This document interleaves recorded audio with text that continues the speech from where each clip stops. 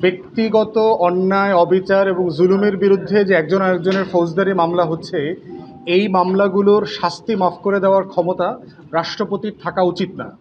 বরং যেটা হতে পারে, যদি বিচারিক প্রক্রিয়াতে কোনো অন্যায্যতা থেকে থাকে, যেটাকে আমরা মিসক্যারেজ অফ জাস্টিস বলছি, যে বিচারের নামে অবিচার হয়েছে, সেক্ষেত্রে রাষ্ট্র একটা সেপারেট কমিশন করতে পারে। এবং এক্ষেত্রে আমরা ইংল্যান্ডের এক্সাম্পল তুলে ধরেছি, ক্রিমিনাল কেসেস রিভিউ কমিশন। এবং আমাদের দলের পক্ষ থেকে আমরা এটা প্রস্তাব করেছি যে রাজনৈতিক 1,32,000-এর মতো মামলা হয়েছে গত 16 বছরে, সেগুলো কিভাবে নিষ্পত্তি হবে। আপনারা জানেন যে বর্তমান কাঠামোতে হোম সেক্রেটারি অথবা স্বরাষ্ট্র মন্ত্রণালয় এগুলো ক্ষমা করে দেয়, এগুলো মানে একটা বিচার বিশ্লেষণ করে তারাই মামলাগুলো বাতিল করে। আমরা বোধ করছি যে একটা জুডিশিয়াল প্রসেসকে এক্সিকিউটিভকে দিয়ে ক্ষমা করার এক্সাম্পল বাতিল করতে হবে। এটা একটা ইন্ডিপেন্ডেন্ট বডি করে দেওয়া দরকার, যারা এই মামলাগুলোকে বিবেচনা করবে, এবং ইংল্যান্ডের আদলে ক্রিমিনাল কেসেস রিভিউ কমিশন করে এটা সমাধান করা দরকার। তাহলে রাষ্ট্রপতির ক্ষমার বিধানটার সমাধান কি হবে?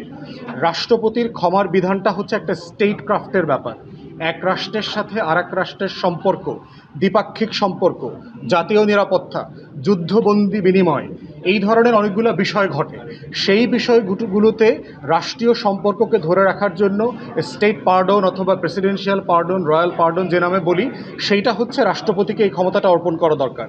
এবং সেক্ষেত্রে 49কে অ্যামেন্ড করা দরকার। এবং আমরা প্রস্তাব করেছি যে কাঠামো কমিশন থেকে প্রস্তাব করা হয়েছে, তার বদলে 49কে সংশোধন করে নতুন করে একটা বিধিমালা অথবা আইন তৈরি করা দরকার, যার মধ্য দিয়ে রাষ্ট্রের ক্ষমা করার এখতিয়ার এবং হচ্ছে ফৌজদারি মামলায় দণ্ডিত পক্ষদ্বয়ের ক্ষমা করার এখতিয়ারকে আলাদা করে ফেলতে হবে।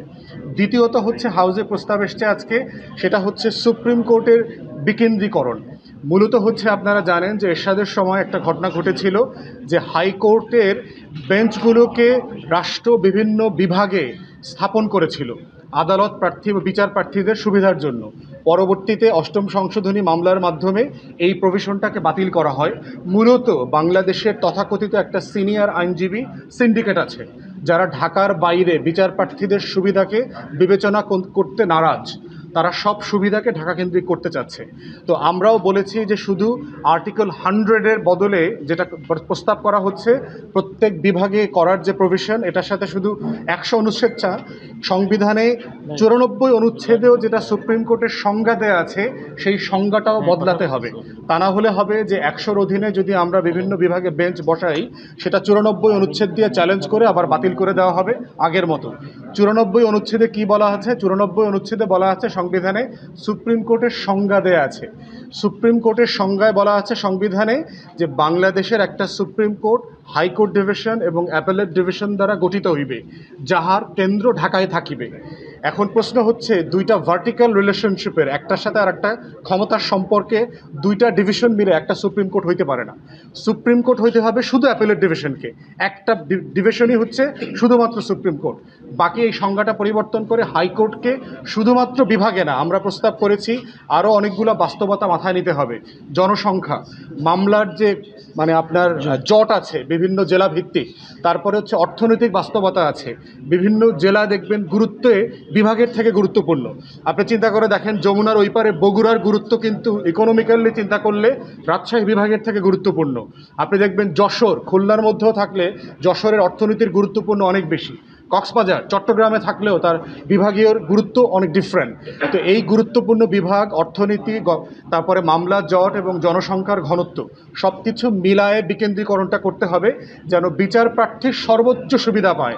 আইনজীবীদের দৌরাত্ম্য এবং ঢাকা কেন্দ্রিক শহর এবং সেবাকে কেন্দ্রীভূত করবার যে রাষ্ট্র আমরা গড়েছি, সেই রাষ্ট্র থেকে বেরিয়ে এসে সত্যিকারের মুক্তিযুদ্ধের ঘোষণাপত্রের যে রাষ্ট্র, সাম্য, মানবিক মর্যাদা এবং সামাজিক সুবিচার এবং 24-এর গণ অভ্যুত্থানের বৈষম্যবিহীন রাষ্ট্র করবার জন্য একটা মানদণ্ড হচ্ছে বিচার বিভাগকে আমরা কিভাবে ঢেলে সাজাই, কতটুকু আমরা গরিব, দরিদ্র, অভাবী মানুষের কাছে সেটা পৌঁছে দিতে পারি।